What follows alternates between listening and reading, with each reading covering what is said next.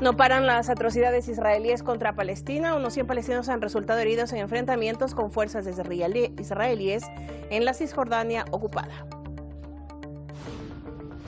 La presidenta de la Cámara de Representantes de Estados Unidos, Nancy Pelosi, aterrizó en Taiwán. China convocó al embajador de Estados Unidos y fustigó acciones extremadamente peligrosas de Washington.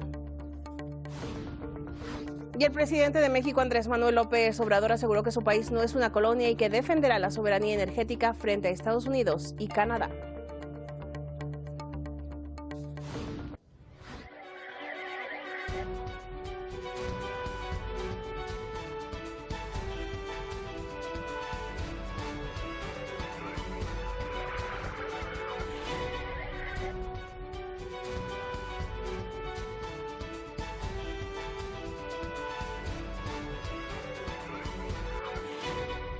Saludos desde Irán, bienvenidos a una nueva entrega informativa de Hispan TV Noticias. Unos 100 palestinos han resultado heridos en choques con fuerzas israelíes en la gobernación de Naplusa, en la Cisjordania ocupada. Congregados en la aldea de Beit Dayan, los manifestantes protestaban contra los llamados puestos de avanzada en la zona. Denuncian que los asentamientos en estas áreas son ilegales y que han dificultado el tránsito de personas y el acceso de los lugareños a los campos. Así es, las fuerzas israelíes dispararon a la multitud con gases lacrimógenos y balas de goma. Como resultado, más de 20 personas sufrieron impactos de bala y unas 80 personas intoxicación por gases lacrimógenos. Esta marcha continuará bajo la bandera palestina para expresar el rechazo al puesto de avanzada del asentamiento y seguiremos hasta la eliminación de este asentamiento de nuestras tierras en Beit Dayan. Los partidarios del líder y clérigo iraquí Muqtada al-Sadr continúan ocupando el parlamento del país pese a las demandas de ese movimiento de abandonar el edificio. Las protestas cumplen este miércoles el quinto día, eso mientras que el portavoz del movimiento sadrista, Saleh Mohammad al-Iraqi, publicara el martes un comunicado en el que dice haber pedido a sus partidarios desalojar el edificio en las próximas 72 horas y trasladar la huelga a las calles. Los manifestantes, que en estos momentos se encuentran tanto dentro como fuera de la sede legislativa, rechazan la nominación de un primer ministro del partido rival. El organismo nuclear de Irán pone en servicio cientos de centrifugadoras. Esto incluye desde una red de primera generación IR-1 hasta la más avanzada IR-6. En el marco de la Ley de Acción Estratégica y para proteger los intereses de la nación iraní, Teherán ha dado inicio a la inyección de gas en cientos de centrifugadoras. Así lo ha informado el portavoz de la Organización de Energía Atómica de Irán, Behruz Kamalvandi. Dijo que la medida ya ha sido informada a la Agencia Internacional de Energía Atómica. Estas máquinas son avanzadas. De ellas habíamos lanzado 500 hasta ayer y estuvieron funcionando durante mucho tiempo. Anteriormente habían sido instaladas otras 500 y en efecto ayer se ordenó la inyección de gas. Así que ahora podemos decir que 1000 máquinas IR-6 están trabajando. Por supuesto, se han hecho los arreglos necesarios con la agencia y habíamos informado sobre la instalación de estas centrifugadoras. El vocero añadió que otras máquinas como las IR-5 y las IR-9 entrarán en la cadena y ahora están en sus últimos pasos de estandarización. Afirmó que el país ha avanzado mucho en varios campos y en especial la industria nuclear gracias a la destreza de sus científicos. Al igual que los occidentales aceptaron una vez que no pueden privar a Irán de su derecho al enriquecimiento de uranio, esta vez también deben saber que ningún sabotaje ni operación puede frenar o ralentizar las actividades nucleares de Irán. Tienen que aceptar como un principio que Irán tiene un programa nuclear pacífico en varios campos y los intentos de sabotaje de algunos países y del régimen de Israel fracasarán. En este sentido, el Ministerio de Relaciones Exteriores de Irán ha asegurado que la reciente decisión de inyectar gas a las nuevas centrifugadoras fue una respuesta a la obsesión de Estados Unidos por imponer nuevas sanciones. La adicción de la Casa Blanca a las sanciones y su uso como herramienta es un símbolo del sistema arrogante de Washington. En lugar de estar al lado del culpable de la situación actual del acuerdo nuclear, el Reino Unido y Francia deben presionar a su aliado para que tome las decisiones necesarias para un acuerdo duradero y fuerte. Amenazas y sanciones ya han demostrado ser inútiles. Irán aumentó su enriquecimiento de uranio en 2019, un año después de que Estados Unidos se retirara unilateralmente del acuerdo nuclear y reimpusiera todas las sanciones. Irán ha dejado claro en reiteradas ocasiones que seguirá impulsando su programa con fines pacíficos y que no puede ser el único que pague el costo de mantener el acuerdo nuclear. Nancy Lo con información de Hayan Chokri, Hispan TV Noticias. En reacción a la visita de la presidenta de la Cámara de Representantes de Estados Unidos, Nancy Pelosi, a Taiwán, el Ministerio de Asuntos Exteriores de China convocó al embajador de Estados Unidos en Pekín, Nicholas Byrne. El viceministro de Exteriores chino Xi Feng, a través de un comunicado, denunció que Nancy Pelosi cometió un acto de provocación premeditada, violando gravemente el principio de una sola China y disposiciones de 3 comunicados chino-estadounidenses. La presidenta de la Cámara de Representantes de Estados Unidos aterrizó el martes en Taiwán, a pesar de las advertencias de China, lo cual eleva al máximo las tensiones con Washington. En medio del aumento de las tensiones, la presidenta de la Cámara de Representantes de Estados Unidos, Nancy Pelosi, ha llegado al estrecho de Taiwán pese a las advertencias de represalia de Pekín. Su visita es la primera a la isla de un político estadounidense de tan alto rango en los últimos 25 años. Poco después de que Pelosi aterrizara en el aeropuerto de Songshan, China advirtió de las acciones extremadamente peligrosas de Estados Unidos e insta al país a no jugar con fuego en Taiwán.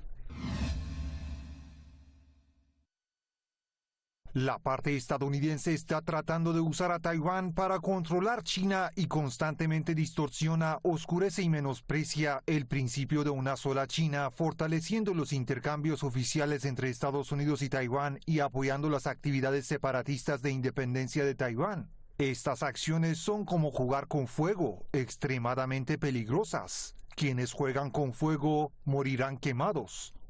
Los planes de su viaje también han generado fuertes protestas por parte de otros países. Rusia ve la medida como un nuevo acto de provocación de la Casa Blanca y denuncia que Washington está desestabilizando el mundo con sus múltiples actos provocativos.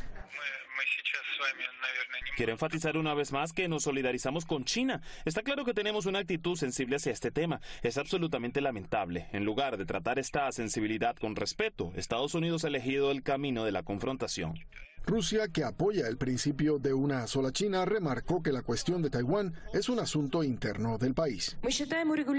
Consideramos que la resolución de la situación en el estrecho de Taiwán es un asunto puramente interno de China. Por supuesto, como Estado de Asia y del Pacífico, Rusia espera que el problema de Taiwán se resuelva sin perjuicio de la paz y la estabilidad en la región. Recalcamos que existe solo una China y el gobierno de la República Popular China es el único legítimo que representa a toda China. Taiwán es una parte inseparable de China. En este contexto de creciente tensión, el ejército chino emitió un comunicado en el que prometió lanzar acciones militares específicas en respuesta a esta visita para defender resueltamente la soberanía nacional y la integridad territorial y frustrar la injerencia extranjera. Yo, Andrés Becerra Méndez, con información de Fahime Shoja, Hispan TV Noticias. El presidente de México, Andrés Manuel López Obrador, aseguró que su país no es una colonia y que defenderá la soberanía energética frente a Estados Unidos y Canadá. Esto luego de disputas sobre el sector energético dentro del Tratado de Libre Comercio con Estados Unidos y Canadá, conocido como TEMEC.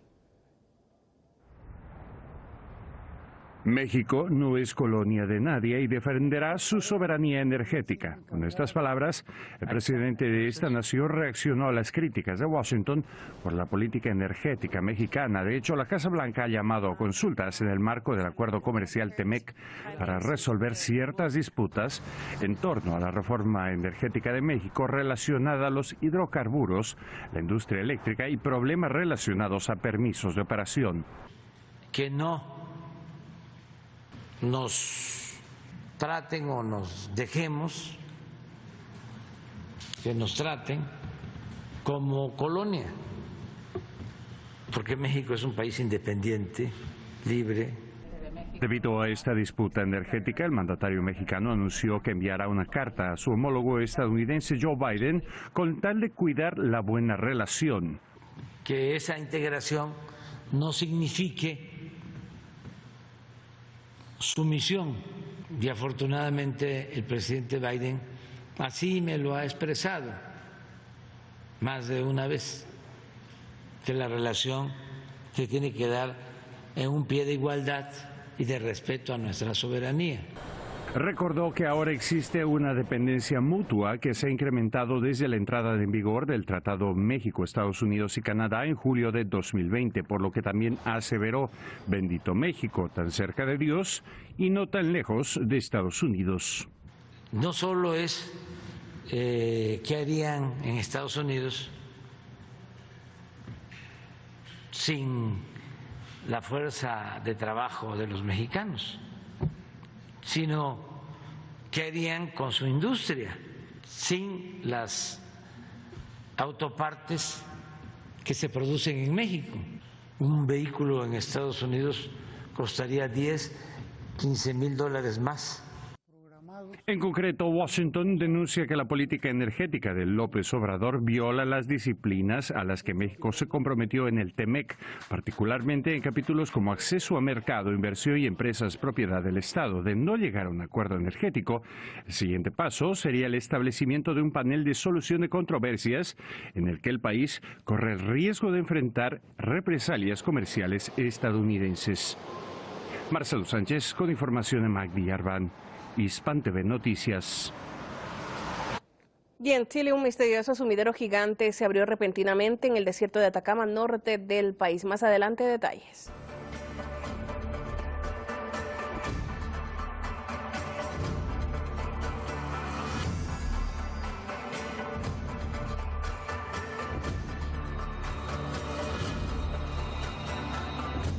Periodístico que emitió las declaraciones del exsecretario presidencial y actual colaborador eficaz Bruno Pacheco.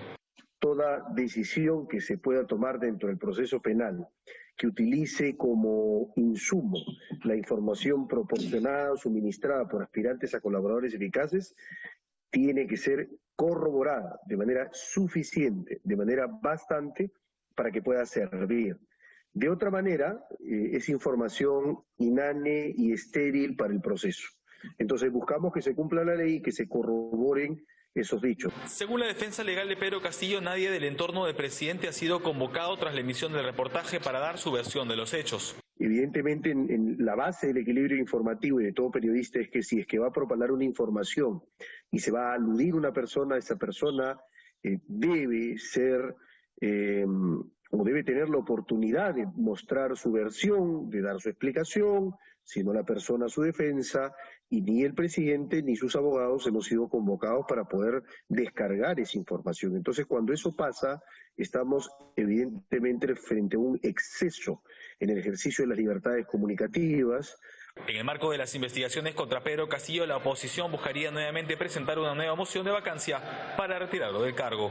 Bruno Pacheco es un personaje más allegado a Pedro Castillo, ciertamente, ha sido muy cercano a él incluso desde la huelga magisterial de 2017, y estas acusaciones toman otro tinte, pero todavía no tenemos pruebas, más bien lo que tenemos es una continuación de la estrategia de este poder mediático concentrado en Lima, de acoso y derribo hacia el presidente de la República, para generar precondiciones de una vacancia, como ya pasará con Martín Vizcarra en el 2020.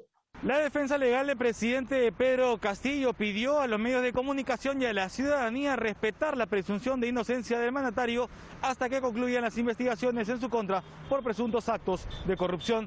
Aaron Rodríguez, Hispan TV, Lima. Y alerta medioambiental en Colombia. La tala de bosques aumenta cada año. Para los expertos, la estrategia militar para detener la depredación ha sido un fracaso. Colombia está catalogada como uno de los países con mayor biodiversidad del mundo, según la ONU. Sin embargo, las cifras señalan que entre 2018 y 2021 perdió una superficie de más de 7.000 kilómetros cuadrados, un poco más la extensión de la ciudad brasileña de Sao Paulo en Brasil. La ganadería extensiva, el acaparamiento de tierra, los incendios forestales y narcocultivos son las actividades que más arrasan los bosques en Colombia, principalmente en la Amazonía. En la República Dominicana, un grupo de ingenieros y arquitectos exige al gobierno que les pague una deuda por obras construidas hace más de 20 años. En Santo Domingo, Estefanía Andújar tiene los detalles. Los compromisos del Estado con estos ingenieros y arquitectos suman unos 7 millones de dólares, más de 380 millones de pesos dominicanos al cambio actual, y corresponden a una serie de obras que fueron entregadas en el año 1996. Se está violando con nosotros la ley 3143, que es la de trabajo realizado y no pagado.